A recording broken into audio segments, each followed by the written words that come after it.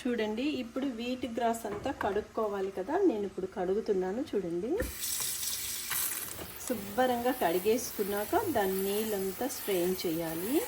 చేసాక నేను wheat grass juice చేసి మళ్ళీ మీకు ఐస్ క్యూబ్స్లో ఎలా పెడుతున్నానో కూడా మీకు చూపిస్తాను. చూడండి, ఇట్లా శుభ్రంగా కడిగేసుకోవాలి అన్నమాట. కింద ఒక నేను బౌల్ పెట్టుకున్నా, ఇది వాటర్ అంతా కిందకి స్ట్రెయిన్ అయిపోతుంది. తర్వాత మీకు జ్యూస్ చేసి చూపిస్తాను. చూడండి, ఇట్లా శుభ్రంగా కడిగేసుకోవాలి. ఇంట్లోనే వేసుకున్నాం కాబట్టి, ఆర్గానిక్ కాబట్టి అసలు మట్టి ఉండదు, ఏమీ ఉండదు అన్నమాట. ఎంత బాగుందో చూడండి. ఇట్లా శుభ్రంగా కడిగేసుకున్నాక మనం జ్యూస్ చేసి చూడండి. వాష్ చేయడం అయిపోయింది. వీట్ గ్రాస్ ఇదిగోండి, వీట్ గ్రాస్ తీసుకున్నాను. ఇప్పుడు నేను చేసి మీకు చూపిస్తాను. చూడండి, ఫ్రెష్గా ఉంది. చూడండి,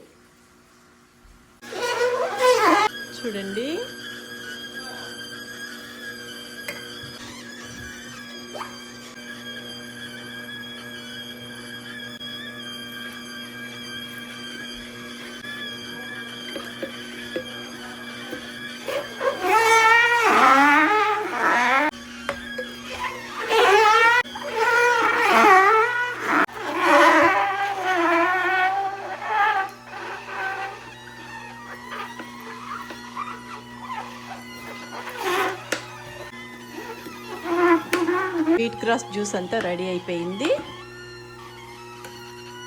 చూడండి ఎంత క్వాంటిటీ వచ్చిందో. ప్యూర్గా ఉంటుంది అన్నమాట, చిక్కగా ఉంటుంది ఈ జ్యూస్. ఇప్పుడు నేను ఐస్ క్యూబ్స్ చేయాలి కాబట్టి నేను ట్రేస్ తీసుకొచ్చాను. ఇప్పుడు అందులో వేస్తాను. చూడండి, ఇప్పుడు నేను ట్రేలో వేస్తున్నాను.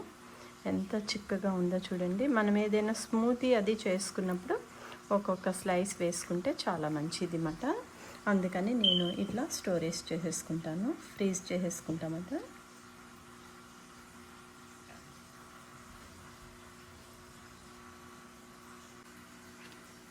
చూడండి, ఇట్లా మనం పెట్టేసుకోవాలన్నమాట. ఫ్రీజర్లో పెట్టుకుంటే క్యూబ్స్ రెడీ అయిపోతుంది.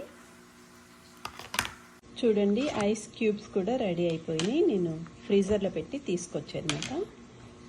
చూడండి, వీట్ గ్రాస్ ఐస్ క్యూబ్స్. ఇప్పుడు నేను ఒక గ్లాస్ తీసుకున్నా, 2 క్యూబ్స్ వేస్తున్నాను. ఇందులో కొంచెం వాటర్ వేసుకొని చూడండి, ఇట్లా వాటర్లో వేయగానే మెల్ట్ అయిపోయింది.